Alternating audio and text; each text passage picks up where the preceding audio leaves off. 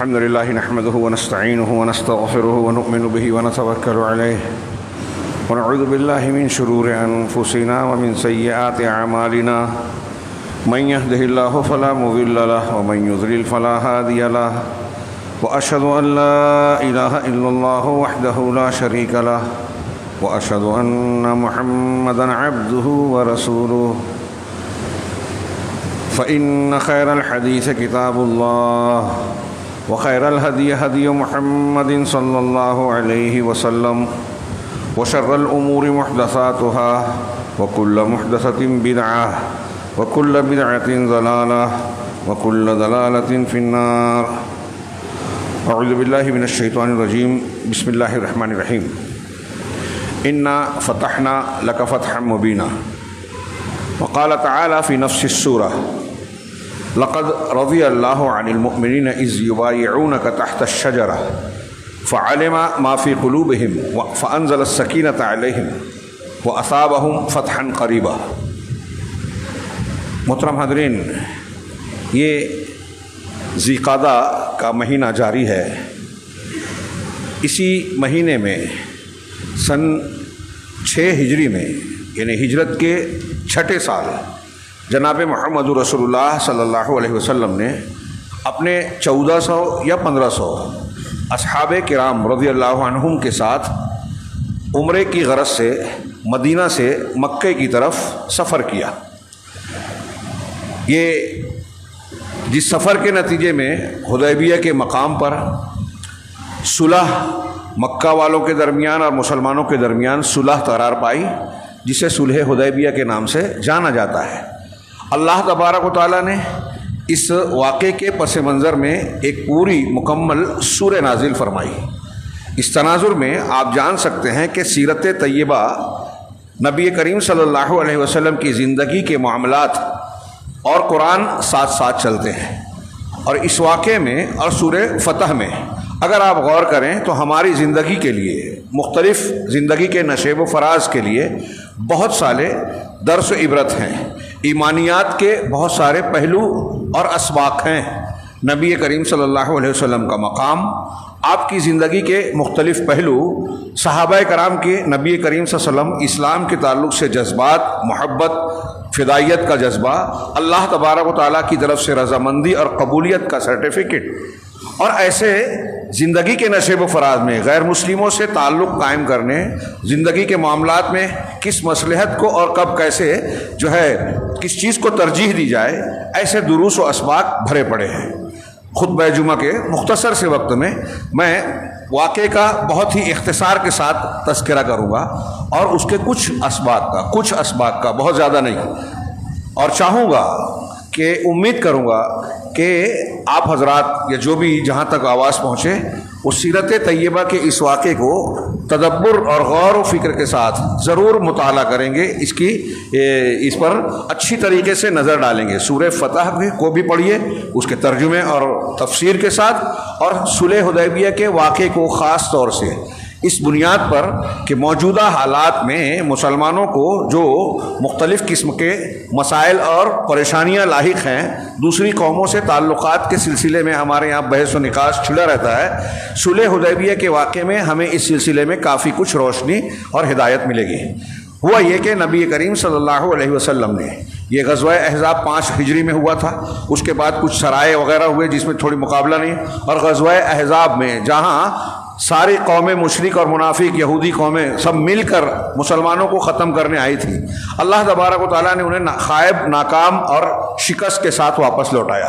اگرچہ باقاعدہ مقابلہ نہیں ہوا تھا، اور پھر جب وہ لوٹ گئے تو نبی کریم صلی اللہ علیہ وسلم نے کہا تھا کہ اب اس کے بعد، اس واقعے کے بعد کوئی دوسرا ہم پر اقدام نہیں کرے گا، حملہ نہیں کرے گا، بلکہ ہم اقدام کریں گے. بہرحال اس کے بعد کچھ سرائے ہوئے. فتح میں ہے لقد صدق اللہ رسولہ الرؤیا بالحق لتدخلن المسجد الحرام، اور آگے کی آیت پڑھیے کہ رسول نے اپنے خواب کو سچ کر دکھایا اور یہ وعدہ اللہ نے کیا کہ تم ضرور بضرور مسجد حرام بم میں داخل ہو گئے. سر کو راہ سے حج، عمرہ اور طواف کی عبادت سے محروم تھے. یہ مسلمانوں کا حق بھی تھا اور ایک عبادت بھی تھی. اور اہل مکہ جو ہجرت کر کے آئے تھے وہ مکہ کو چھوڑ کر آئے تھے ایک لمبے عرصے سے اپنے وطن اور اپنے بیت اللہ میں جو ہے زیارت نہیں کر پائے تھے. جب نبی کریم صلی اللہ علیہ وسلم نے یہ خبر سنائی، یہ بتایا کہ میں نے خواب میں ایسا ایسا دیکھا ہے، تو صحابہ جانتے تھے، ایمان رکھتے تھے کہ نبی کا خواب اللہ کی طرف سے وحی ہوتا ہے اور یہ ایسا ہونا واقع بالکل طے ہے. چنانچہ صحابہ کرام بہت خوش ہوئے. اور پھر 1 ذی قعدہ کو، ہمارا ابھی ذی قعدہ کا مہینہ چل رہا ہے، 20 تاریخ 21 تاریخ کچھ ہے، تو نبی کریم صلی اللہ علیہ وسلم وہاں سے مدینہ سے نکلتے ہیں اور ذوالحلیفہ میں آپ نے احرام باندھا، تلبیہ پکارا عمرے کا، اور آپ باقاعدہ جو جنگ کے لیے تیاری ہوتی ہے ایسی تیاری نہیں کی، بلکہ صرف میان میں ایک تلوار لی، یہ مظاہرہ کرنے کے لیے کہ ہم جنگ کرنے نہیں جا رہے ہیں بلکہ عمرہ اور زیارت بیت اللہ کے لیے جا رہے ہیں. یہاں سے جو اس وقت ہدیے کو اونٹ کے جانور پر ساتھ میں جانور بھی لیا، حالانکہ وہ حج میں ہوتا ہے لیکن عمرے میں بھی لیا، عمرے میں بھی کر سکتے ہیں، اور ان کو چیرا لگایا جو نشان لگایا جاتا ہے قربانی کے جانوروں کو، تاکہ دیکھ کر لوگوں کو معلوم ہو جائے کہ یہ قربانی کے جانور ہیں، ہدیے کے جانور ہیں. چنانچہ آپ وہاں سے نکلے اور اپنے ایک جاسوس کو جو بنو خزاعہ کے تھے، مشرک تھے، ان کو خبریں لینے کے لیے بھیجا. جب عثفان پر پہنچے تو اس جاسوس نے آ کر بتایا کہ کعب ابن لوئی نے آپ لوگوں کے مقابلے اور روکنے کے لیے، مکہ والوں کو پتہ چل گیا تھا، تو ان لوگوں کو آپ کو روکنے کے لیے جو ہے احابیش کو جو ہے جمع کر رکھا ہے تاکہ آپ کو روک دے. نبی کریم صلی اللہ علیہ وسلم نے صحابہ کرام سے مشورہ کیا، مشورہ لینا، ایک ایک چیز پر غور کیجئے. پھر آپ نے مشورہ لیا اور پوچھا کہ آپ لوگوں کی کیا رائے ہے، کیا یہ جو لوگ ہمارے راستے میں رکاوٹ بننے والے ہیں ہم ان سے مقابلہ کریں اور ان کو ضرر پہنچائیں، ان کے بچوں اور عورتوں کا معاملہ جو ہوگا، یا پھر ہم حج بیت عمرہ کے لیے جو بیت کا گھر کا ہم نے ارادہ کیا ہے اس طرف پڑھیں. تو حضرت ابوبکر صدیق رضی اللہ تعالیٰ عنہ نے کہا کہ اللہ اور رسول کو زیادہ بہتر علم ہے، آپ جو فیصلہ کریں گے ہمیں منظور ہے، لیکن اللہ کے رسول صلی اللہ علیہ وسلم ہم کسی سے جنگ کرنے کے لیے نہیں نکلے ہیں بلکہ ہم تو زیارت کے لیے، طواف اور عمرے کے لیے نکلے ہیں، لہٰذا ہم اس کام کے لیے چلتے ہیں، اب کوئی رکاوٹ بنے گا تو ہم اس سے مقابلہ کریں گے. آپ نے کہا ٹھیک ہے. پھر آپ نے مکہ جانے والے جو عام اور مشہور راستہ تھا اس سے ہٹ کر پرپیش راستوں کو، دوسرے راستے کو لیا تاکہ مقابلے کی نوبت ہی نہ آئے، اور گھاٹیوں پہاڑیوں سے ہوتے ہوئے آپ سنیہ تک پہنچے. وہاں آپ کی اونٹنی بیٹھ گئی قصوہ، لوگوں نے اس کو روکنے کی کوشش کی، آپ نے اس کو لوگوں کو سمجھایا کہ یہ ایسے ہی نہیں بیٹھتی اور نہ یہ اس کی عادت ہے. پھر آپ نے اس کو ایک ڈانٹ دی اور اٹھا. اس سے پہلے صحابہ کرام وہاں سے اٹھی اور پھر اس کے بعد جو ہے آپ حدیبیہ کے مقام تک پہنچے جو مکہ کے زیریں علاقے میں تھا. اس درمیان کے کچھ واقعات کو خالد بن ولید کچھ دستوں کو لے کر راستے میں رکے ہوئے تھے، اللہ کے رسول صلی اللہ علیہ وسلم نے وہ راستہ بھی بدل دیا. حدیبیہ کے مقام پر پہنچ کر آپ نے پڑاؤ ڈالا.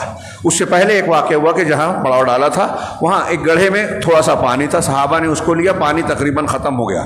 لوگوں نے پیاس کی شکایت کی، آپ نے اپنے ترکش سے تیر نکالا اور کہا کہ جا کے اس پانی میں ڈالو، اور لوگوں نے ڈالا تو وہاں سے پانی ابلنا شروع ہوا، یہاں تک کہ سارے لوگوں نے پانی حاصل کیا، سیراب ہو گئے. بہرحال حدیبیہ کے مقام پر آپ نے پڑاؤ ڈالا. اب مکہ والوں کو اس کی خبر تو ہو ہی چکی تھی. ان لوگوں نے مختلف ایلچیوں کو بھیجا کہ خبر لائیں کہ محمد صلی اللہ علیہ وسلم کیا چاہتے ہیں. الگ الگ لوگ آئے، ورقہ بن بدیل اور دوسرے. اللہ کے نبی صلی اللہ علیہ وسلم نے سب سے واضح طور سے کہا کہ ہم جنگ لڑنے نہیں آئے ہیں، ہم عمرے کی غرض سے آئے ہیں، ہم ہتھیار وغیرہ بھی نہیں لائے ہیں، جانوروں کو ساتھ لائے ہیں، ہمیں کسی سے تعارض نہیں ہے. اگر مکہ والے ہمیں یا تو اپنا کام کرنے دیں، ہمیں اور آزاد چھوڑ دیں، ہم اپنی عبادت کر کے واپس ہو جائیں گے، اور اگر وہ جنگ ہی چاہتے ہیں تو پھر ہم دیکھیں گے اس مقابلہ آرائی کے لیے. اور ویسے بھی جنگوں نے مکہ والوں کو توڑ دیا ہے، ان کی کمر کو جو ہے کمزور کر دیا ہے، ان کو بہت ضربیں لگائی ہیں، لہٰذا بہتر ہے کہ ہمیں اپنا کام کرنے دیا جائے. وہ اب پیغام لے کر گئے. مکہ والوں کو پہلے اعتبار نہیں آیا تو مزید ایک آدمی کو بھیجا. اس میں ایک ایسے قبیلے کا آدمی تھا جو ہدیے کی جانور کی بڑی قدر کرتے تھے. تو اللہ کے رسول صلی اللہ علیہ وسلم نے دور ہی سے دیکھ کر صحابہ سے کہا کہ ہدیے کے جانور کو سامنے کر دو. اس نے دیکھا تو جانور دیکھ کر ہی کہا کہ واللہ یہ تو ہدیے کے جانور ہیں اور یہ لوگ عبادت کی غرض سے آئے ہیں، ان سے جنگ نہیں کرنا چاہیے. واپس جا کے مکہ والوں کو انہوں نے یہی پیغام دیا. پھر اس کے بعد کئی لوگ آئے اور عروہ بن مسعود ثقفی آئے، اور اللہ کے نبی صلی اللہ علیہ وسلم سے مشہور بات چیت کی. اور اس میں انہوں نے کہا کہ محمد صلی اللہ علیہ وسلم اگر آپ جو ہے آپ نے وہی باتیں دہرائی جو ورقہ وغیرہ سے کہہ چکے تھے. تو اس نے کہا کہ اگر آپ اپنے قوم قبیلے کے لوگوں سے لڑتے ہیں اور ان کا صفایا کرتے ہیں تو سوچئے کہ کیا آپ سے پہلے کوئی ایسا شخص گزرا جس نے اپنے ہی قبیلے کے لوگوں کو مارا ہو؟ اور اگر ایسا نہیں ہے تو میں تو دیکھتا ہوں کہ آپ کے ساتھ اوباش لوگ ہیں. اس پر ابو بکر صدیق کو غصہ آیا اور بہت سخت کلام کہا. گالی جیسی بات، امسس بزر اللہ جیسا جملہ تاریخ کی روایتوں میں آتا ہے. جس پر انہوں نے پوچھا کہ یہ کون ہے تو کہا ابو بکر ہے. تو کہا اگر آپ کا مجھ پر احسان نہیں ہوتا اور میں نے اس کا بدلہ نہیں چکایا تو اس بات کا جواب دیتا. بہرحال اس نے بات چیت کی، نبی کریم صلی اللہ علیہ وسلم سے گفتگو کی اور آپ نے اسے بھی وہی سب کیا. لیکن صحابہ کرام نے اس آدمی کے اس کے سامنے بڑا زبردست مظاہرہ کیا، اور وہ یہ کہ اللہ کے نبی صلی اللہ علیہ وسلم وضو کرتے تو آپ کے وضو کا پانی صحابہ کرام زمین پر گرنے نہیں دیتے بلکہ اپنے ہاتھوں پر لیتے.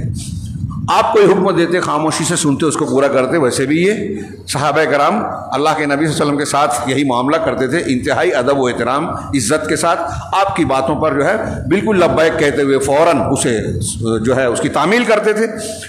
تو یہ سارا منظر جب عروہ بن مسعود ثقفی نے دیکھا تو واپس مکہ والوں کے پاس گیا اور کہا کہ مکہ والوں میں تمہیں ایک رائے دیتا ہوں. میں نے قیصر و کسریٰ کو دیکھا، نجاشی بادشاہ کو دیکھا، قیصر و کسریٰ کے بادشاہوں کو دیکھا اور ان کے ماننے والے درباریوں کو دیکھا. میں نے نہیں دیکھا کہ کسی بادشاہ کو ماننے والے اس کے درباری اپنے بادشاہ کی عزت و احترام تعظیم ویسے کرتے ہوں جیسے محمد صلی اللہ علیہ وسلم کے اصحاب محمد صلی اللہ علیہ وسلم کی عزت و تعظیم کرتے ہیں. واللہ میں نے دیکھا کہ آپ کا کوئی پانی آپ کے بدن سے گرتا تھا زمین پہ نہیں گرتا تھا. آپ زبان سے لعاب تھوک نکالتے ہیں تو صحابہ کرام آپ کے ساتھیوں میں سے کسی کے ہاتھ اور بدن پر گرتا تھا، زمین پہ نہیں گرتا تھا.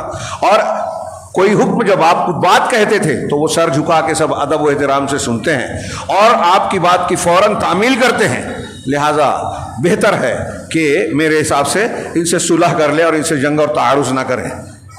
پھر اس کے بعد جب یہ واقعہ بھی ہو گیا تو حضرت اللہ کے نبی صلی اللہ علیہ وسلم نے سوچا کہ اپنے کسی سفیر کو مکہ والوں سے بات کرنے کے لیے بھیجا جائے اور یہ ترازی کیا جائے کہ ہم صرف جنگ کے لیے نہیں، ہم صرف عمرے کے لیے آئے ہیں. چنانچہ وہ آپ نے حضرت عمر بن خطاب سے کہا کہ آپ جائیے. عمر بن خطاب رضی اللہ تعالیٰ عنہ کے کعب ابن لوئی ابن بنی کعب جو ہے ان میں سے کوئی میرا رشتہ دار اور ہمدرد مکہ میں نہیں بچا. اگر مجھے کوئی اذیت دی گئی، گھیرا گیا تو میرا کوئی ساتھ نہیں دے گا. لیکن عثمان رضی اللہ تعالیٰ عنہ، عثمان بن عفان ذو النورین، ان کے رشتہ دار اور قریبی لوگ کئی لوگ مکہ میں موجود ہیں. لوگ اگر ان کے خلاف کوئی کھڑا ہوتا ہے تو وہ ان کی عزت کریں گے، ان کی باتیں سنیں گے. نبی کریم صلی اللہ علیہ وسلم نے حضرت عثمان کو بلایا. دیکھیے رائے مانی اللہ کے رسول صلی اللہ علیہ وسلم نے. حضرت عثمان کو بلایا اور ان سے کہا کہ مکہ کے سرداران کے پاس جاؤ اور ان تک یہ پیغام پہنچاؤ کہ ہم عمرے کے لیے آئے، جنگ کے لیے نہیں آئے، مقابلہ نہیں چاہتے. اور ساتھ ہی ساتھ تم ان کو اسلام کی دعوت دینا، انہیں اسلام کی دعوت دینا اور کہنا کہ ہم طواف کرنے والے ہیں. اس طرح کا پیغام حضرت عثمان غنی رضی اللہ تعالیٰ عنہ کے ذریعے سے بھیجا. اور آپ مکہ پہنچتے ہیں تو اس میں تفصیل ہے. اوباش لوگ کہتے ہیں کہ ٹھیک ہے تم نے اپنا پیغام دے دیا اب جاؤ. لیکن ان کے ایک جانکار رشتہ دار سعید بن عاص، بعض روایتوں میں ابان، ان کے بیٹے ابان بن سعید بن عاص ہے، انہوں نے دیکھا تو حضرت عثمان کا استقبال کیا، اپنی سواری کو ٹھیک ٹھاک کیا اور کہا کہ اس پر سوار ہو جائیے اور آگے چلیے. اور ان کو اپنی امان دی کہ میں تمہیں پناہ دیتا ہوں. اس کے بعد سرداران قریش کے پاس گئے، ان کو پیغام سنایا کہ اللہ کے رسول صلی اللہ علیہ وسلم کا یہ پیغام ہے. سرداران قریش کے لیے انا کا مسئلہ تھا کہ اگر اس طرح مسلمان اتنی بڑی تعداد میں آتے ہیں، طواف کرتے ہیں، حج عمرہ کرتے ہیں تو پورے عرب میں ہماری شان، ہماری عزت و قوت پر بٹا لگے گا، ہماری بے عزتی ہوگی کہ مسلمانوں کے سامنے ہم دب گئے، وہ آئے اور کر کے چلے گئے. لہذا انہوں نے کہا کہ ان سے کہیے کہ اس سال آپ نہیں کر سکتے عمرہ، آپ بعد میں کر سکتے ہیں عمرہ، اس سال آپ واپس لوٹ جائیں. اور اس طرح کی بات چلی اور حضرت عثمان سے کہا کہ آپ چاہیں تو آپ طواف، آپ عمرہ کر لیجئے، آپ مکہ میں آ گئے ہیں تو آپ عمرہ کر لیجئے. حضرت عثمان غنی نے کہا کہ اللہ کی قسم، اللہ کی قسم اگر میں یہاں سال بھر بھی رہوں، اللہ کے رسول صلی اللہ علیہ وسلم حدیبیہ پر رہیں، تو جب تک آپ طواف اور عمرہ نہیں کریں گے میں نہیں کر سکتا. اسی بیچ میں بعض لوگوں نے عبد الرحمن بن ناصر السعدی نے ایسی روایتیں بھی نقل کی ہے جس میں یہ تذکرہ ہے کہ حضرت عثمان کے جانے کے بعد کئی صحابہ کرام نے اللہ کے رسول نے کہا کہ حضرت عثمان کو تو خلاصی مل گئی، مکہ میں جانے کی اجازت مل گئی، چلے گئے، پہنچ گئے، تو وہ عمرہ کر لیں گے، ہم لوگ محروم رہیں گے۔ حضرت اللہ کے رسول نے کہا کہ مجھے اس بات کا پورا گمان ہے کہ عثمان جب تک ہم یہاں ٹھہرے رہیں، محبوس رہیں گے، وہ طواف اور عمرہ نہیں کریں گے۔ صحابہ نے کہا آپ کیسے کہہ سکتے؟ کہا یہ میرا خیال ہے، گمان ہے۔ اور جب حضرت عثمان بعد میں آئے اور آپ نے بتایا کہ مجھے ایسی اجازت ملی تھی لیکن میں نے یہ جواب دیا، تو صحابہ کرام نے کہا اللہ کے رسول صلی اللہ علیہ وسلم آپ ہم سے زیادہ بہتر علم والے ہیں اور ہم سے زیادہ اچھے گمان والے ہیں، آپ کی بات صحیح نکلی۔ بہرحال اس سے پہلے حضرت عثمان غنی جب وہاں رکے اور دیر ہو گئی تو مکہ میں حدیبیہ میں یہ غلط فہمی اور افواہ پھیل گئی کہ حضرت عثمان غنی رضی اللہ تعالیٰ عنہ کو شہید کر دیا گیا۔ ہاں، یہ سن کر صحابہ کرام بھی غصے میں آ گئے، اور نبی کریم صلی اللہ علیہ وسلم نے بھی صحابہ سے کہا کہ عثمان کو ناحق قتل کیا گیا ہے، ہم ان کا انتقام اور بدلہ لیں گے۔ آپ نے اپنا ایک ہاتھ بڑھایا اور کہا کہ یہ عثمان کا ہاتھ ہے، اور دوسرے ہاتھ پر سے بیعت کی اور صحابہ سے کہا بیعت لی جائے۔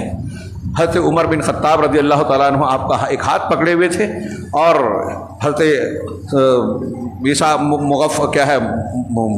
معقل ابن یسار رضی اللہ تعالیٰ عنہ نے درخت کے نیچے بیٹھے ہوئے تھے، اس درخت کی ٹہنیاں آپ سے ہٹا رکھی تھی۔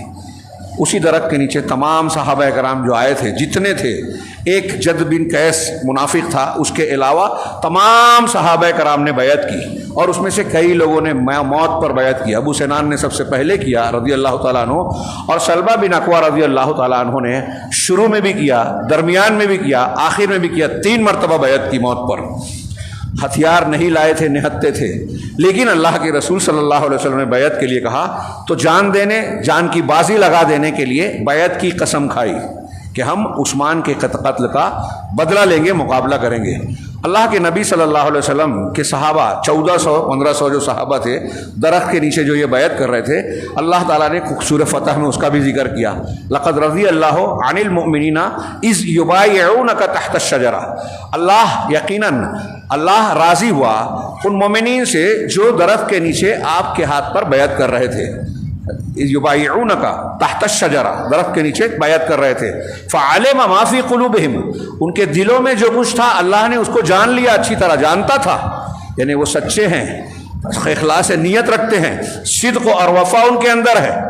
آج رافضی اور ان کے ہم نوا بہت سارے لوگ جو ہمارے ہاں لانچ کیے گئے ہیں، ان صحابہ کرام پر تنقید کرتے ہیں، ان پر انگلیاں اٹھاتے ہیں، ان کو برا بھلا کہتے ہیں۔ کچھ لوگ کہتے ہیں کہ وہ سب کے لیے نہیں ہے، یہ مرزا انجینئر اور کچھ اور لوگ کہتے ہیں کہ مولانا ابو الاعلیٰ مودودی، مغیرہ بن شعبہ، عمرو بن عاص، امیر معاویہ رضی اللہ عنہ کو برا بھلا کہتے ہیں، تنقیدیں کرتے ہیں۔ تو اس میں سے مغیرہ بن شعبہ جن کا میں نے نام لیا، اس میں مغیرہ بن شعبہ رضی اللہ تعالیٰ عنہ بھی اس بیعت میں، اس جماعت میں شامل تھے۔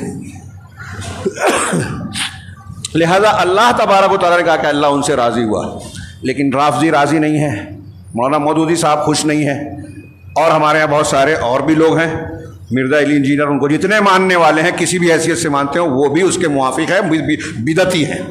تو اللہ نے کہا اللہ ان سے راضی ہوا اور ان کے دلوں کی بات کو جان گیا۔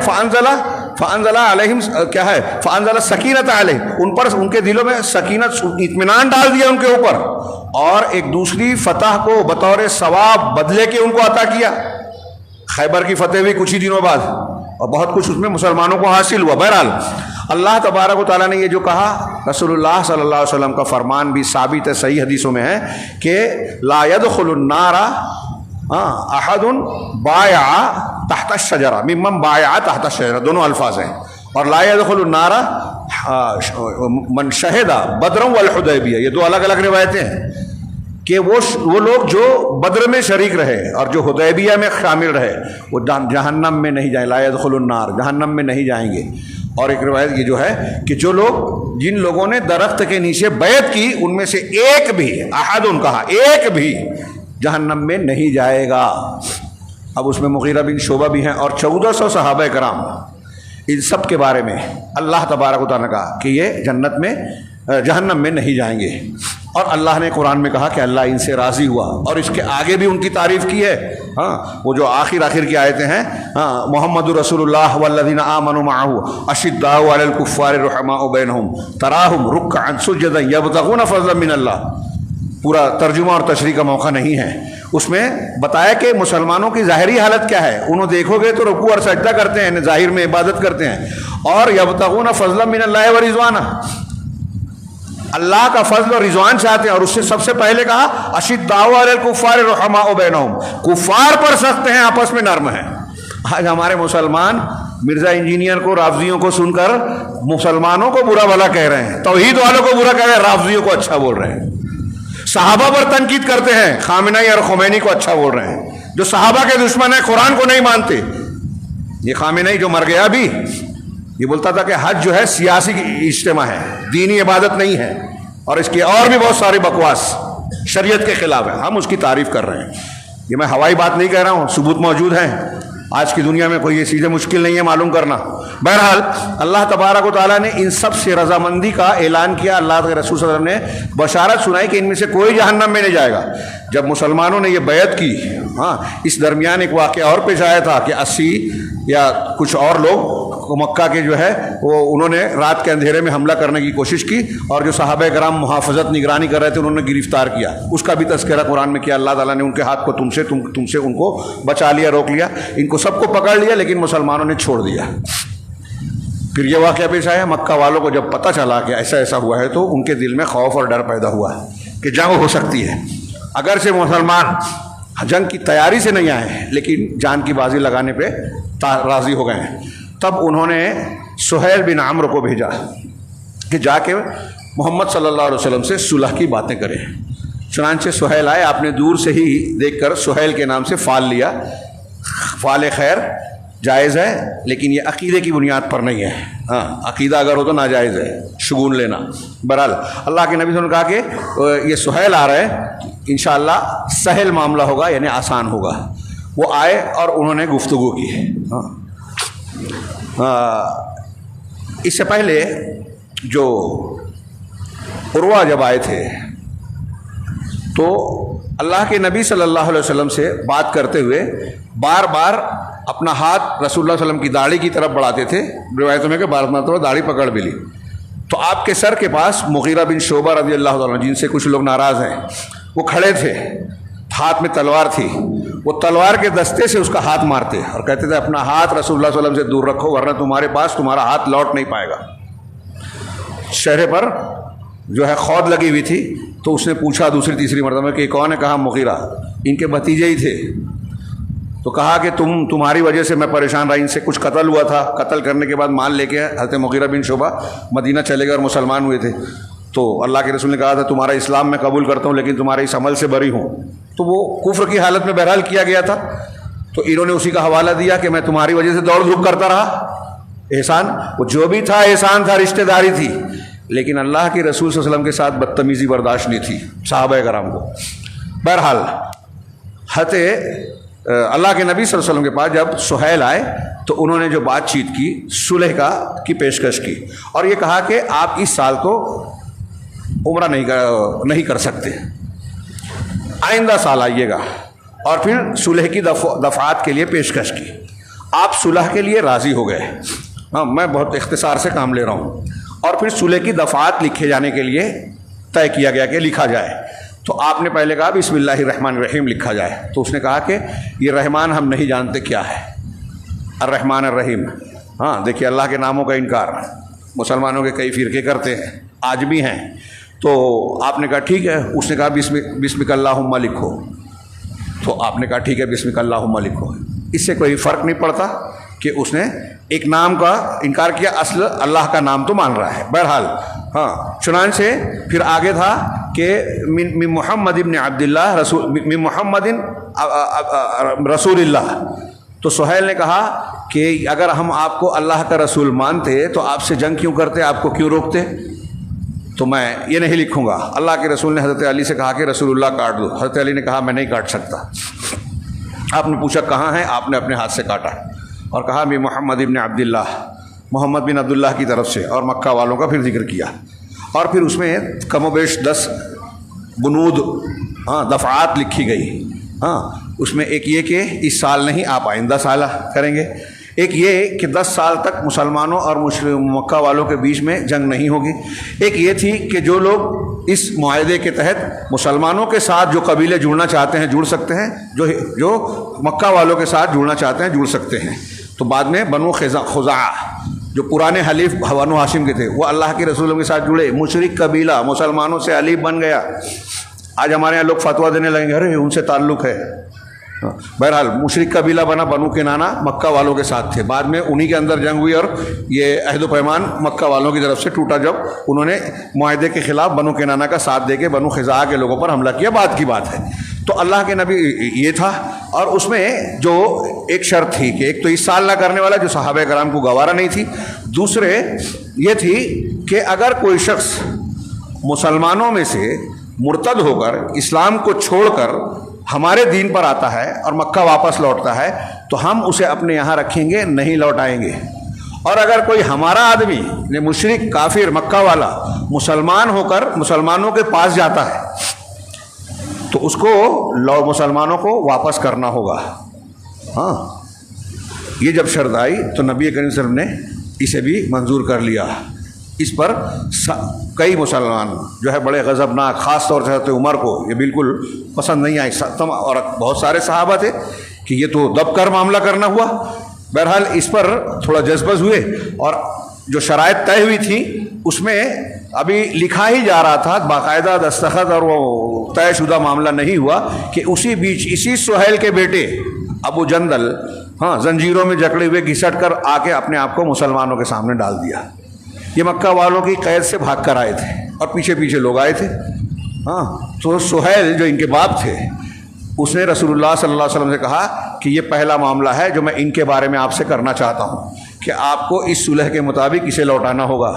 آپ نے کہا کہ ابھی تو صلح طے نہیں ہوئی ہے، پوری نہیں ہوئی ہے، لہٰذا اس کے معاملے کو اس سے الگ رکھا جائے. تو سہیل نے کہا کہ اللہ کی قسم اگر یہ آپ نے نہیں لوٹایا تو میں صلح نہیں کروں گا. آپ نے کہا ٹھیک ہے، اس کے بعد اس کو میرے لیے چھوڑ دو. کہا نہیں چھوڑ سکتا. کہا دیکھو غور کر لو. کہا بالکل نہیں. آپ نے کہا ٹھیک ہے.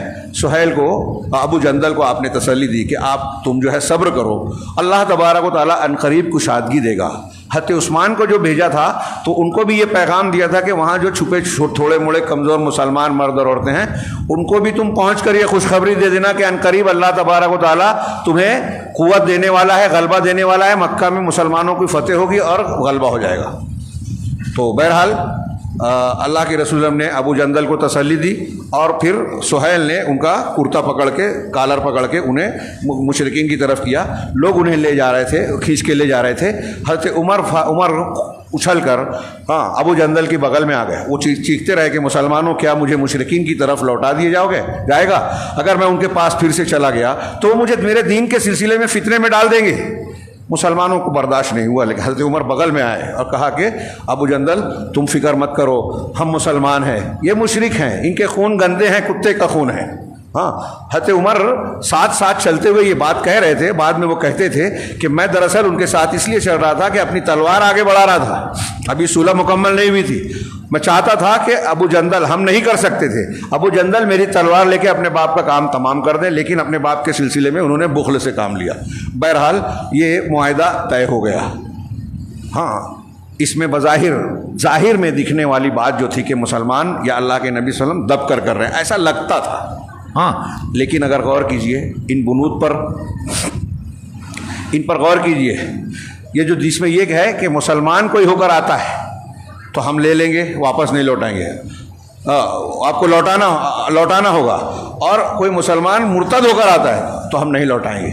اس کو قبول کرنے میں گویا ایک طریقے کی بات یہ تھی، ایک فائدے کی بات، کہ مسلمانوں کو اس بات پر یقین ہے کہ کوئی آدمی اگر اسلام قبول کرتا ہے تو وہ واپس نہیں جائے گا. ہمارا سماج مضبوط ہے، استقامت رکھتا ہے. یہ مسلمانوں کی استقامت اور خود پر بھروسہ ہے. جب آپ جھوٹ اور سچ کی بات چلتی ہے اور کوئی آدمی ثبوت دینے کے لیے تیار نہیں ہوتا کہ بھائی یہ ہے تو CCTV کو فوٹیج دے دو، نہیں دے رہا ہے الیکشن کمیشن، تو لوگوں کو شک ہوتا ہے کہ یہ جھوٹ بول رہے ہیں. سچ ہوتا تو بتا دیتے. تو ایسا ہی یہاں معاملہ ہے کہ آپ نے کہا ٹھیک ہے، تو گویا ہمیں یقین ہے کہ کوئی شخص ایسا نہیں ہوگا، اور مکہ والے یہ کہہ رہے لوٹا دینا، مطلب انہیں یقین ہے کہ ہمارا دین چھوڑ کے لوگ جائیں گے، اور ایسا ہوا بھی۔ ہاں، تو اس میں ایک طریقے کے خود اعتمادی، بھروسہ اور ایمان کی قوت کا اعتراف تھا، انہیں بھی انہیں بھی۔ یہ صلح پہلی مرتبہ جب سے مسلمان ہو کے مکہ سے مدینہ گئے اور وہاں ایک ریاست اور حکومت کا قیام ہو رہا تھا بتدریج، تو اس درمیان پہلی مرتبہ مکہ والوں کی طرف سے مسلمانوں کو اپنے برابری کی حیثیت دینے کا مظاہرہ ہوا، کیونکہ صلح برابری کے لوگوں سے ہوتی ہے، اور مسلمانوں کو ایک ریاست حکومت کے طریقے پہ قبول کیا مکہ والوں نے۔ اس صلح کا ایک میسج یہ بھی تھا۔ تیسرا یہ کہ صلح کر کے جب انہوں نے طاقت مانا تو عرب میں بھی میسج گیا کہ مسلمانوں کی ایک قوت ہو گئی ہے، منافقین کے لیے بھی میسج گیا کہ اب یہ ایسے ہلکے پھلکے یا ٹوٹے پھوٹے لوگ نہیں رہے، یہ باقاعدہ ایک طاقت ہے، مکہ والے بھی ان سے مجبور ہیں ان کی بات ماننے پر، ان کی حیثیت کا اعتراف کرنے پر۔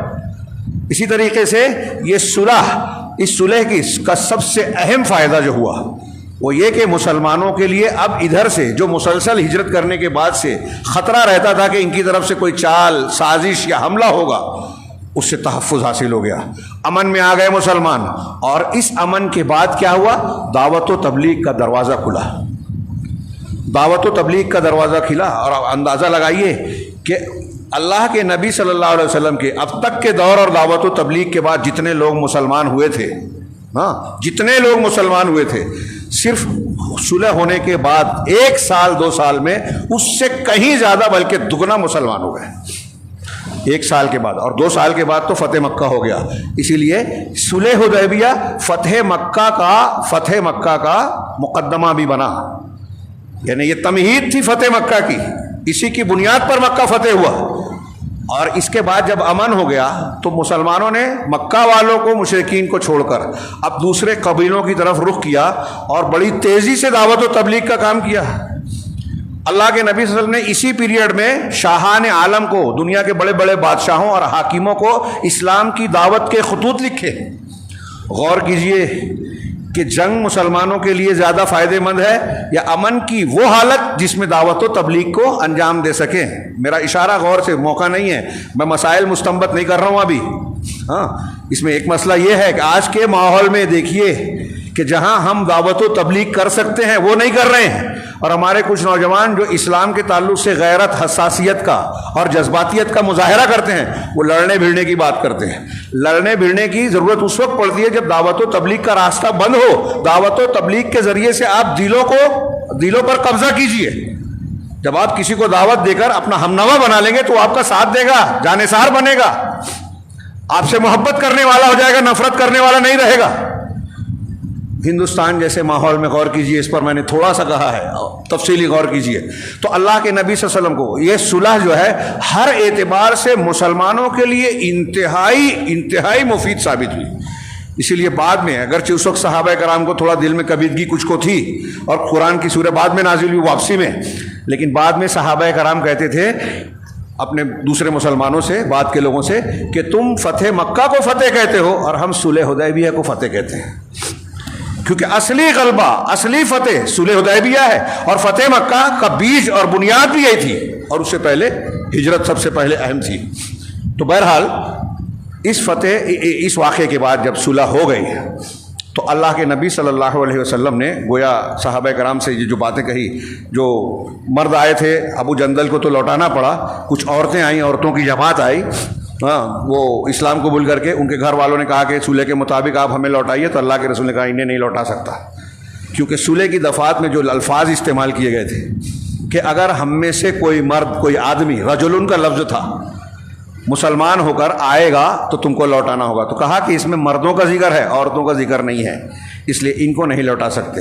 اور اس سے سورہ ممتحنہ کی جو آیتیں ہیں جس میں ہے کہ جب کوئی عورتیں مسلمان ہو کر ہجرت کر کے آپ کے پاس آئیں تو پہلے ان کا امتحان لے لو اور اس بات کی بیعت لے لو، ان آیتوں کو، اس آیت کو اسی سلسلے، انہی عورتوں کے سلسلے میں نازل کیا گیا۔ بہرحال اللہ کے نبی صلی اللہ علیہ وسلم نے عورتوں کو نہیں لوٹایا۔ اس کے بعد اللہ کے نبی صلی اللہ علیہ وسلم ابھی جو ہے صحابہ سے کہتے ہیں کہ ٹھیک ہے، تم اپنے جانوروں کو قربان کر لو، ہدیے کو قربان کر لو اور اپنے بالوں کو یہیں منڈا لو، یعنی جو طواف کرنے کے بعد طواف زیارہ وغیرہ جو ہوتا ہے عمرے میں حج میں، اس کے بعد جو عمل ہوتا ہے سعی بین صفا و عمرہ، اللہ کے رسول نے کہا کہ یہی کر لو. اگرچہ یہی کیا گیا لیکن اس کو عمرہ حدیبیہ کہا جاتا ہے. اللہ کے رسول نے 4 عمرے کیے، اور بعض روایتوں میں کہ چاروں ذوالقعدہ میں، کچھ اور بھی مہینہ بتاتے ہیں لیکن صحیح اور راجح یہی بات ہے. اور یہ حدیبیہ کا واقعہ بھی صحیح روایت کے مطابق ذوالقعدہ میں ہوا. روایتیں اس کی تائید کرتی ہے. بہرحال اللہ کے نبی صلی اللہ علیہ وسلم نے کہا کہ بال مڈالو، جانور ذبح کر دو.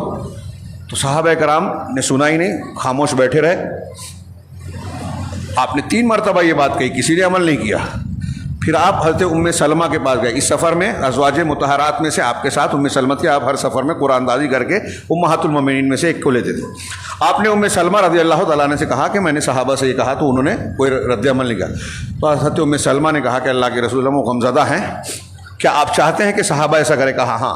تو کہا آپ کسی سے کچھ مت کہیے اور لوگوں کے سامنے جا کے اپنے جانور کو قربان کر دیجئے، ذبح کر دیجئے. نبی کریم صلی اللہ علیہ وسلم دیکھیے، ایک خاتون ہے، گھر کی عورت، کتنا بہترین مشورہ دیتی ہیں. عورتوں کو حقیر اور ہلکا نہیں سمجھنا چاہیے. اور عورتیں اگر دیندار ہوں تو ذہین بھی ہوتی ہیں اور بہتر سے بہتر مشورہ بھی دے سکتی ہیں. حضرت ام سلمہ نے مشورہ دیا. اللہ کے نبی صلی اللہ علیہ وسلم آئے اور آپ نے اپنا جانور ذبح کیا. صحابہ نے جب دیکھا تو دیکھتے ہی فوراً اپنے اپنے جانوروں کو لیا. ایک ایک اونٹ میں 7 اور 10 لوگ شریک ہوئے. گائے بیل میں بھی ایسے ہی شریک ہوئے. چنانچہ اللہ کے نبی صلی اللہ علیہ وسلم نے جب کیا تو صحابہ نے بھی کیا. اس حالت میں صحابہ انتہائی غمزدہ تھے. اس طریقے سے اپنے حجام کو بلا کر بالوں کو مونڈتے ہوئے ایسا لگتا تھا جیسے ایک دوسرے کی گردن کاٹ دیں گے. صحابہ کا بیان ہے، ہم اتنے غمزدہ تھے. اب دیکھیے کہ یہاں اللہ کے نبی صلی اللہ علیہ وسلم نے کہا، صحابہ نے نہیں کیا، جبکہ آپ کے کہنے پر وہ گردن کٹوا دیتے تھے. تو یہ کیوں نہیں کیا؟ کیا اللہ کے رسول کی نافرمانی ہماری طرح تھے؟ نہیں سمجھ میں آ رہا ہے، نہیں مانیں گے. نہ کر کے بھی اللہ کے رسول کی مخالفت نہیں کر رہے ہیں، معصیت نہیں کر رہے ہیں. اہل علم نے لکھا کہ صحابہ کرام کو اس معاہدے میں اس بات کا غم تھا. 2 باتیں خاص طور سے. ایک تو یہ کہ عمرہ کرنا ہے ہمیں تو مکہ میں جا کے کعبہ کی زیارت کرنی تھی، ہم دوری رہ کے کر رہے ہیں، وہاں نہیں پہنچ رہے ہیں جبکہ قریب آ چکے ہیں. تو ہم چاہتے ہیں کہ عمرہ کریں. تو انہیں ایک خیال تھا، اور ایک یہ کہ بھائی جو آدمی ہمارا ہوگا وہاں جائے گا تو لوٹائیں گے نہیں، وہاں کا آئے گا تو لوٹانا پڑے گا. یہ 2 چیزیں صحابہ کرام میں سے بہت سارے لوگوں کو کھل رہی تھی کہ یہ ہم دب کر رہے ہیں. بہرحال ان کو یہ چاہت تھی کہ ہم مکہ میں جائیں، طواف کریں، اور وہاں جہاں مقام شرعی طور سے جہاں جانور ذبح کرنا چاہیے وہاں کریں. اس لیے ان کا ذہن و دماغ اس طرف نہیں جا رہا تھا، اور اللہ کے نبی صلی اللہ علیہ وسلم کی بات کو نہ ماننے کا خیال نہیں تھا. لیکن جب دیکھا کہ آپ کر رہے ہیں تو صحابہ نے بھی کیا. دل میں بوجھ ہے، طبیعت مائل نہیں ہے، لیکن اللہ کے رسول صلی اللہ علیہ وسلم نے کیا تو ہم کو بھی کرنا ہے. یہ ہم کو درس ہے. داڑھی ہمیں اچھی نہیں لگتی، سنت رسول ہے، شعار دین ہے، سنت نہیں بلکہ فرض ہے. سنت بمانا طریقہ ہے، ہمیں رکھنا ہے. فلاں حکم اللہ کے رسول نے دیا ہے. خواتین کو پردہ بوجھ لگ رہا ہے، اللہ کے رسول نے حکم دیا ہے. ماحول ایسا ہے کہ اس کو لوگ اس کا مذاق اڑاتے ہیں، تنقید کرتے ہیں. بظاہر آزادی دکھتی ہے جو آوارگی ہے اور گلیمر ہے، یہ ہے وہ ہے. رسول کا حکم ہے، ہمیں ماننا ہے. دنیا کے دوسرے شریعت کے جتنے بھی دوسرے احکامات ہیں اس پر غور کرتے چل جائیے. صحابہ کا یہ مزاج، یہ منہج تھا. پھر اس کے بعد اللہ کے نبی صلی اللہ علیہ وسلم جب وہاں سے واپس لوٹنے لگے تو عمر بن خطاب غصے سے بھرے ہوئے نبی صلی اللہ علیہ وسلم کے پاس آتے ہیں اور آپ سے کہتے ہیں اللہ کے رسول کیا ہم حق پر اور یہ لوگ باطل پر نہیں ہیں؟ اللہ کے رسول نے کہا کیوں نہیں، ایسا ہی ہے. تو کہا اللہ کے رسول کیا ہمارے مقتولین اور شہداء جنت میں اور ان کے مقتولین جہنم میں نہیں ہیں؟ کہا ہاں صحیح بات ہے. پھر اسلام اور مسلمانوں کے تعلق سے ہم اس طرح دباؤ قبول کر کے اس طرح غلط ان کے صلح ان کی شرائط کو کیسے منظور کر سکتے ہیں؟ اس طرح دباؤ کیسے قبول کر سکتے ہیں؟ تو نبی کریم صلی اللہ علیہ وسلم نے جواب دیا کہ عمر فاروق خطاب کے بیٹے، میں اللہ کا رسول ہوں، انا رسول اللہ، انی رسول اللہ ہے ولا اعصیہ، میں اللہ کا رسول ہوں اور میں اس کی نافرمانی نہیں کر سکتا. اس کا مطلب یہ اللہ کا حکم تھا. اللہ کا اختیار تھا. اور یہی وجہ ہے کہ عام جنگ اور سارے معاملے میں اللہ کے رسول مشورہ کرتے تھے. مشورہ شریعت کا ایک حصہ ہے, مشورے کی تعلیم. لیکن جہاں اللہ کا حکم آ گیا وہاں مشورہ نہیں کرنا ہے. صحابہ کو ناگوار تھا, اللہ کے رسول صلی اللہ علیہ وسلم نے اللہ کی بات مانی. اس سے یہ پتہ چلا کہ اگر اللہ کا حکم آ جائے تو اس امر میں مشورہ نہیں کرنا ہے کسی سے نہیں. جہاں اللہ کا اختیار ہے کہ ہمیں تمہیں یہ کرنا ہے, وہاں ہمارا کوئی اختیار نہیں ہے. تو اللہ کے رسول نے کہا کہ میں اللہ کا رسول ہوں اور میں اس کی نافرمانی نہیں کر سکتا. اور اللہ کے نبی صلی اللہ علیہ وسلم نے آگے کہا کہ اللہ مجھے ضائع نہیں کرے گا. ہاں پھر حضرت عمر نے کہا کہ اللہ کے رسول, آپ نے ہم سے یہ کہا تھا نا کہ ہم سب لوگ عمرے کے لیے آئیں گے, آپ بیت اللہ تشریف لائیں گے اور اس کا طواف اور عمرہ کریں گے, کیا آپ نے یہ نہیں کہا تھا؟ تو انہوں نے کہا کہ ہاں میں نے کہا تھا. اللہ کے نبی صلی اللہ علیہ وسلم نے جواب دیا کہ ہاں میں نے کہا تھا, لیکن کیا میں نے یہ کہا تھا کہ ہم اسی سال کرنے والے ہیں؟ کہا نہیں, یہ تو نہیں کہا تھا. تو کہا بس یہ یقین رکھو کہ ہم عمرہ کریں گے, اس سال چاہے نہ کریں لیکن ہم کریں گے. اور بعد میں کیا. حضرت عمر وہاں سے اسی حالت میں ابوبکر صدیق کے پاس آئے اور ابوبکر صدیق سے بھی یہی سوالات کیے, کیا ہم حق پر اور وہ باطل پر نہیں ہیں؟ کیا ہمارے مقتولین جنت میں, ان کے مقتولین جہنم میں نہیں ہیں؟ ہاں پھر ہم یہ دب کر کیوں کر رہے ہیں؟ حضرت ابوبکر صدیق نے بالکل, آپ پڑھیے سیرت میں, وہی جواب دیا جو اللہ کے رسول صلی اللہ علیہ وسلم نے جواب دیا تھا. اور آخر میں اتنا بڑھا دیا کہ عمر بن خطاب, ہاں اللہ کے نبی صلی اللہ علیہ وسلم کا دامن پکڑے رہیے. ہاں مجھے اللہ کی قسم اس بات کا یقین ہے کہ آپ حق پر ہیں, اور آپ حق پر ہیں اس لیے دامن پکڑے رہیے. یہ اضافہ کیا اور کہا کہ اللہ کے نبی صلی اللہ علیہ وسلم نے جو فیصلہ کیا بالکل صحیح کیا. ہاں بعد میں اس سے حضرت ابوبکر صدیق کی ذہنی قوت اور گہری بصیرت اور اعلیٰ مقام محسوس ہوتا ہے. اب اس کے بعد کچھ ہی دیر بعد جب لوٹ رہے تھے تو راستے میں سورہ فتح نازل ہوئی. انا فتحنا لکا فتحا مبینہ. یہ اللہ کہہ رہا ہے یقیناً ہم نے آپ کو کھلی فتح مبینہ, کھلی ہوئی کھلم کھلا فتح عطا کی, جس کو حضرت عمر اور بعض صحابہ سمجھ رہے تھے کہ دب کر کیا گیا معاہدہ ہے, صلح ہے. اللہ تعالیٰ نے کہا کہ کھلی فتح نازل کی. اور پھر آگے پوری سورہ پڑھ جائیے. اللہ کے نبی صلی اللہ علیہ وسلم جب نازل ہوئی تو آپ نے سب سے پہلے عمر بن خطاب کو بلایا. اندازہ لگائیے, یہ صحابہ کرام کی فضیلت, جنت کی بشارت پہلے ہی مل چکی ہے, اور تھوڑی سی ناراضگی تو اللہ کے رسول کو حضرت عمر کے اس فکر کا اندیشہ بھی تھا. صحابہ کرام نے جتنی باتیں کی تھی, جتنا کام کیا تھا, سب کو اسلام اور مسلمانوں کی فکر تھی, ان کی عزت کا خیال تھا. رسول اللہ صلی اللہ علیہ وسلم یا اللہ کی مخالفت کسی کے دل میں کہیں نہیں تھی, اور اس ناگواری کے باوجود سب اللہ اور رسول کی بات مان رہے. یہ اہم ہے, یہ ہمارے لیے سبق ہے.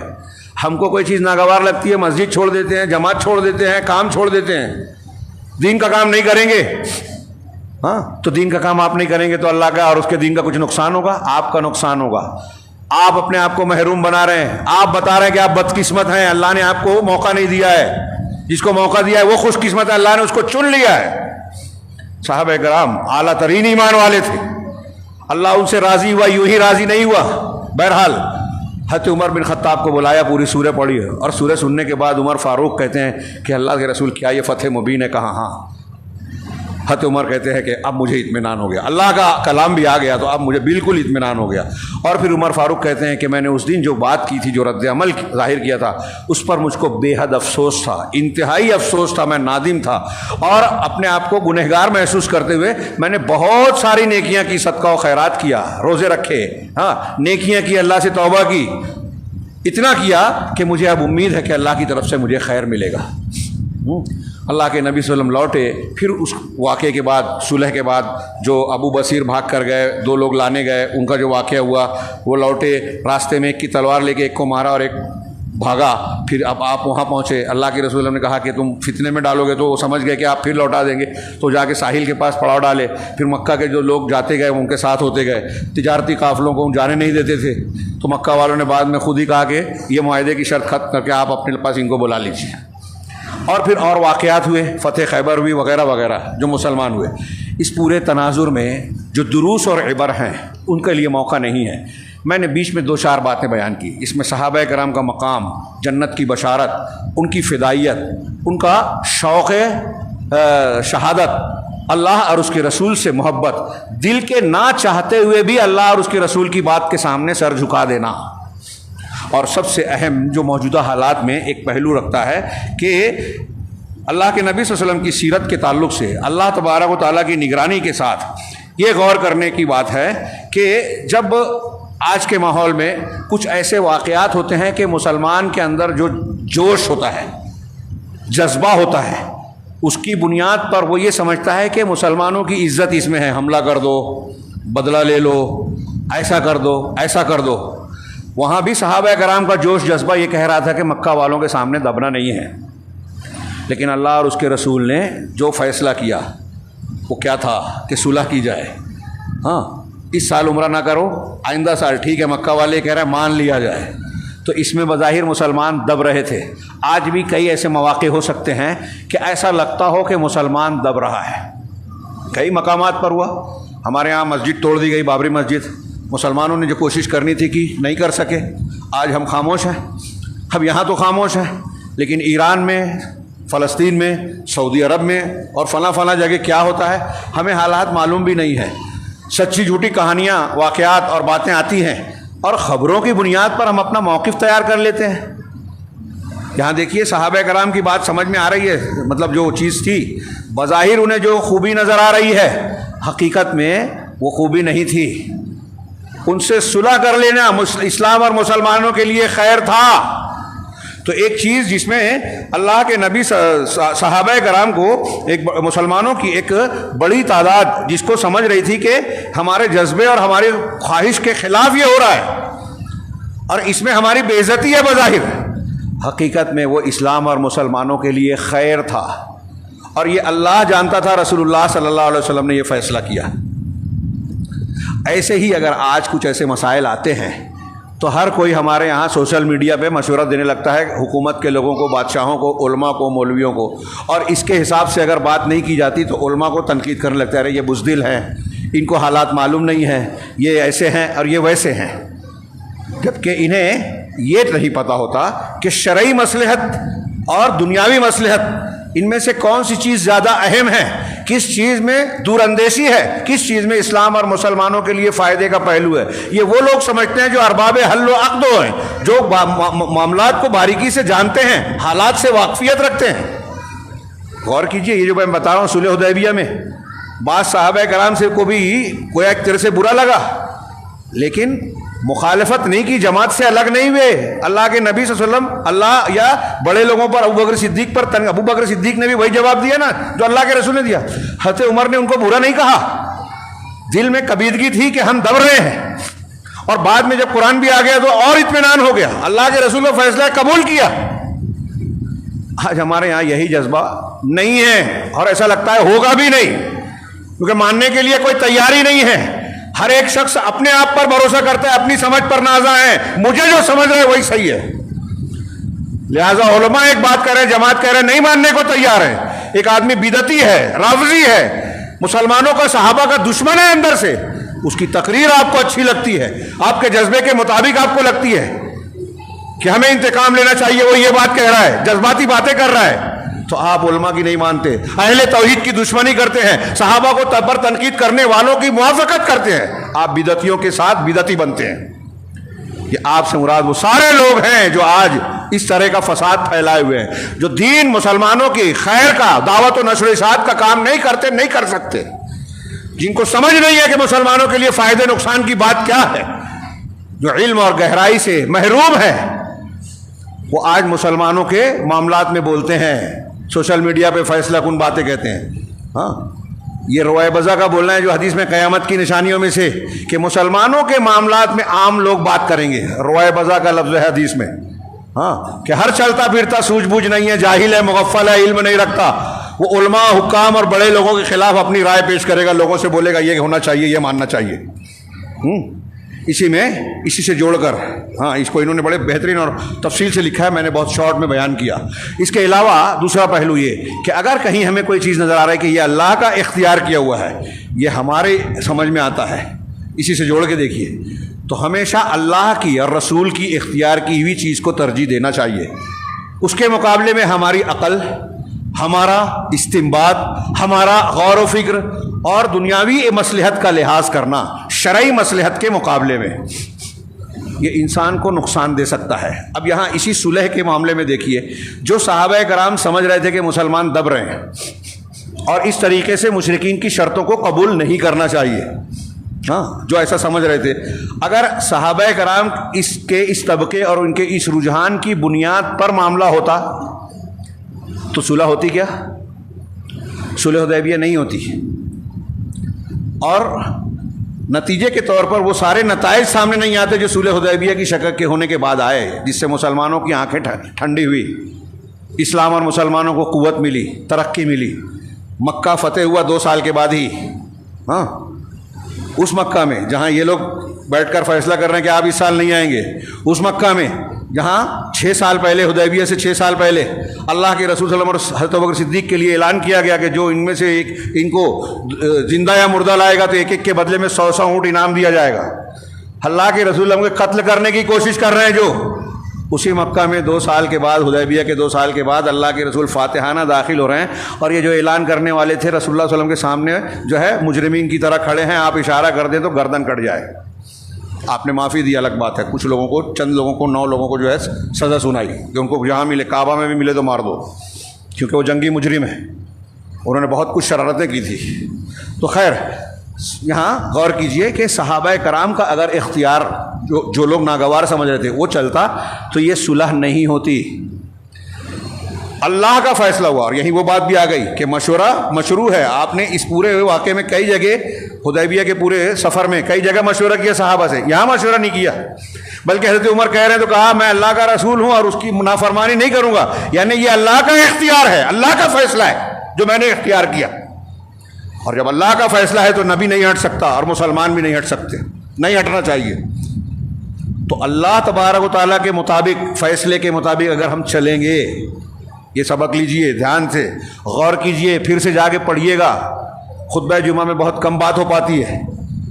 اگر اللہ تعالیٰ کے فیصلوں کو ہم اپنی زندگی میں اختیار کریں گے، ہم کو سمجھ میں نہیں آ رہا ہے، ہمیں لگ رہا ہے کہ ہم کمزور پڑ رہے ہیں، جیسے اب گھر کے معاملے میں 2 بھائیوں کا جھگڑا ہے حصے بکرے کا، آپ کو ایک عالم مفتی معتبر دلیل کے ساتھ بتائے کہ اللہ کا یہ فیصلہ ہے، مان لیجئے، آپ کو دبنا پڑے۔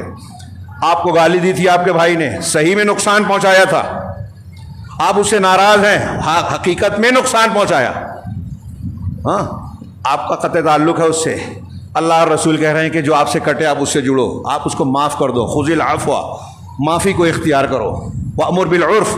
رات کو میں نے اس پہ لمبا چوڑا درس دیا نیا پورا مسجد میں، اس آیت کے ضمن میں، ہاں بڑی شاندار تعلیم۔ تو معاف کر، کس کو معاف کرنا ہے؟ جس نے غلطی کی ہے۔ اب آپ کا رشتہ کٹا ہے، اب اللہ کہہ رہا ہے معاف کر دو، مل لو، اور کہتے ہیں اگر میں جاؤں تو میں تو چھوٹا پڑ جاؤں گا، وہ سمجھے گا کہ میری غلطی ہے، جبھی تو معافی مانگ رہا ہے، تو کبھی معافی نہیں مانگتے، جوڑتے ہی نہیں اپنے آپ کو۔ جوڑ لیجئے، وہ کہے گا کہ دب گیا، مان لیجئے، ٹھیک ہے، وہ کہنے دو اس کو، آپ کی انا کو ٹھیس پہنچے گی، تبھی تو یہ مان رہے ہیں آپ کہ ہاں اللہ بڑا ہے میں بڑا نہیں ہوں، لیکن آپ کہتے ہیں نہیں میں کیسے جھکوں گا، تو آپ کہہ رہے ہیں میں بڑا ہوں اللہ بڑا نہیں ہے۔ تو اللہ کی بات مان لیجئے، ابھی آپ کو لگ رہا ہے کہ آپ دب رہے ہیں، جھک رہے ہیں، لکھ لیجئے کہ اگر آپ ایسا کریں گے تو اللہ آپ کو عزت دے گا، بڑا پن دے گا، آپ کو اونچا بنائے گا، ترقی دے گا۔ لیکن ہمارا پورا سماج اس گندگی میں سڑ رہا ہے، اس کا اس سے جھگڑا ہے، وہ اس سے ناراض ہے، اس کا اس سے رشتہ کٹا ہوا ہے، بھائی بھائی کا رشتہ کٹا ہوا ہے، کوئی ایک دوسرے کو ماننے کے لیے، قبول کرنے کے لیے، معاف کرنے کے لیے تیار ہی نہیں ہے۔ اللہ کی بات نہیں مان رہے، ہمارا اختیار ہم مانیں گے۔ صحابہ کرام کے صلح حدیبیہ کے واقعے میں دیکھیے کہ اللہ کا اختیار ہے تو ہم قبول کر رہے ہیں، ہمیں نہیں گوارا ہے پھر بھی نہیں گوارا ہے، پھر بھی قربانی کر دی۔ اللہ کے رسول نے کیا تو ہم کو بھی کرنا ہے، دل نہیں چاہ رہا ہے، نہیں مان رہا ہے، پھر بھی کرنا ہے۔ عمر فاروق کو نہیں سمجھ میں آ رہا ہے، لیکن اللہ کے رسول کا فیصلہ ہے، اللہ نے فتح مبین کا قبول کر لیا، ہم نہیں قبول کرتے۔ یہ میں نے 1-2 مثالیں دی ہے، کتنے مقامات ہیں جماعت کا فیصلہ ہے، ہم نہیں مانتے، ہم دین کا کام نہیں کرتے، کچھ تھوڑا موڑا کام کر کے جمعہ کے دن آگے سمجھتے ہیں احسان کر دیا دین پر، چلتے پھرتے ہم برائیاں دیکھ رہے ہیں، خاموش ہیں، گھر میں بے نمازی ہے، خاموش ہیں، جماعت کو ضرورت ہے، ہم شوق پر خرچہ کریں گے، لیکن جماعت میں چندہ نہیں دیں گے، دین کے لیے ہمارے پاس ٹائم نہیں ہے، اسپورٹس کے لیے ہے، موبائل کے لیے ہے، وقت ضائع کرنے کے لیے، اپنے بچوں کو توحید سکھانے اور خود سیکھنے کے لیے وقت نہیں ہے۔ ہماری بچیاں مرتد ہو رہی ہے، ہمارے گلے پیشانی پہ بل نہیں آتا، اور پھر مارے کاٹے جاتے ہیں تو کہتے ہیں اس کی غلطی ہے، علماء کی غلطی ہے، ذمہ داروں کی مسلم حکومتوں کی غلطی ہے، آپ کی غلطی ہے، میری غلطی ہے کہ ہم اپنا حق ادا نہیں کرتے۔ ہماری جو سمجھ میں آ رہا ہے وہ کرتے ہیں، اللہ اور رسول جو کہتے ہیں نہیں کرتے۔ جب ہم وہ نہیں کرتے ہیں، نہیں مانتے ہیں، نہ عقیدے میں، نہ ایمان میں، نہ عبادات میں، نہ معاملات اور ایک دوسرے کے حقوق کے ادا کرنے میں، حقدار کو حق نہیں دیتے، وراثت کو صحیح طریقے سے تقسیم نہیں کرتے، سود بیاج حرام کاموں سے روکتے نہیں ہیں اپنے آپ کو، رشتہ داریوں کو نبھاتے نہیں ہیں، درگزر نہیں کرتے تو اللہ ہمیں درگزر کیوں کرے گا؟ بندوں کو ہم جب معاف نہیں کرتے تو اللہ ہمیں کیوں معاف کرے گا؟ ہم اللہ کی رحمت اور نصرت کے تقاضوں کو پورا نہیں کرتے تو ہمیں اللہ کی مدد کیوں ملے گی؟ ہمارے گھروں پر بلڈوزر چلیں گے، ہماری بستیوں پر اسرائیل کے اور فلاں کے بم گریں گے، ہمارے درمیان رافضیوں جیسے لوگوں کو تسلط اور دخول ملے گا۔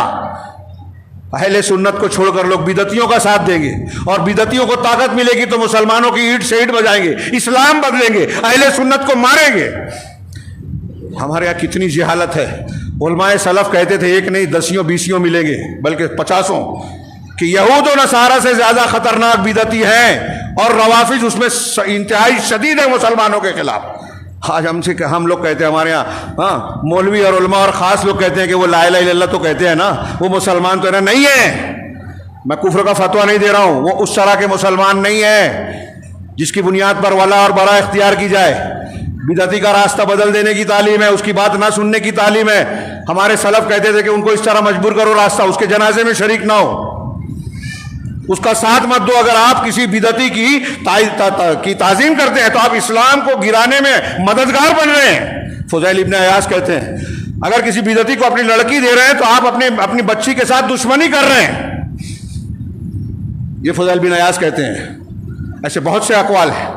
تو بہرحال اس میں ہم کو یہ سبق ملتا ہے کہ ہم اپنے اختیار اور پسند کو چھوڑ کر اللہ کا اختیار اور پسند اختیار کرتے ہیں تو ہم کو انجام اچھا ملے گا، اسلام اور مسلمانوں کو عزت ملے گی، ترقی ملے گی، فائدے ملیں گے۔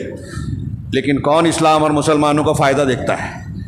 عہدے کی لالچ ہے تو ہم منہج کو، دین کو رون دیتے ہیں، کسی کی بے عزتی کر رہے ہیں، اپنے آپ کو بڑا بنانے کے لیے دوسروں کو بے عزت کر رہے ہیں، الزام تراشی کر رہے ہیں، سازشیں کر رہے ہیں، لوگوں کی عزتوں سے کھیل رہے ہیں، صحیح یا غلط۔ اگر میرے اندر، آپ کے اندر، فلاں کے اندر کوئی عیب ہے تو ہم شہر میں جماعت کے لوگوں کو جا کے بتائیں، لوگوں کو دور کرنے کے لیے لوگوں کو بتائیں۔ آج ہمارے یہاں ہوتا ہے اور لوگ ساتھ دینے والے مل جاتے ہیں۔ یہ دین نہیں ہے، آپ دیندار نہیں ہیں، آپ دین نہیں جانتے اگر آپ اس طرح کے کردار رکھتے ہیں۔ دین سمجھیے۔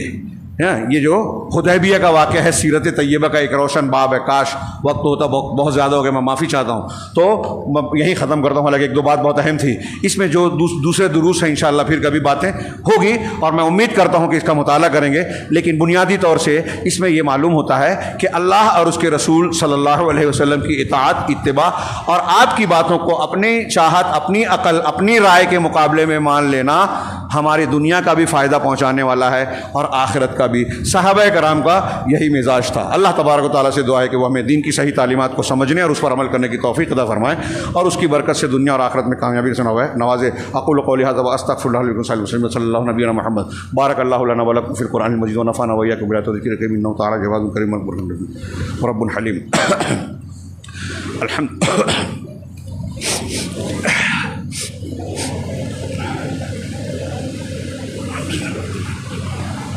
الحمد لله نحمده ونستعينه ونستغفره ونؤمن به ونتوكل عليه ونعوذ بالله من شرور أنفسنا ومن سيئات أعمالنا من يهده الله فلا مضل له ومن يضلل فلا هادي له وأشهد أن لا إله إلا الله وحده لا شريك له وأشهد أن محمدا عبده ورسوله أما بعد فأعوذ بالله السميع العليم من الشيطان الرجيم بسم الله الرحمن الرحيم إن الله وملائكته يصلون على النبي يا أيها الذين آمنوا صلوا علیہ وسلموا تسلیما اللہم صل علی محمد وعلی آل محمد کما صلیت علی ابراہیم وعلی آل ابراہیم انک حمید مجید اللہم بارک علی محمد وعلی آل محمد کما بارکت علی ابراہیم وعلی آل ابراہیم انک حمید مجید عباد اللہ رحمنی ورحمکم اللہ ان اللہ یأمر بالعدل والإحسان وإیتاء ذی القربى وینہی عن الفحشاء والمنکر والبغی یعظکم لعلکم تذکرون اذکروا اللہ یذکرکم وادعوہ یستجب لکم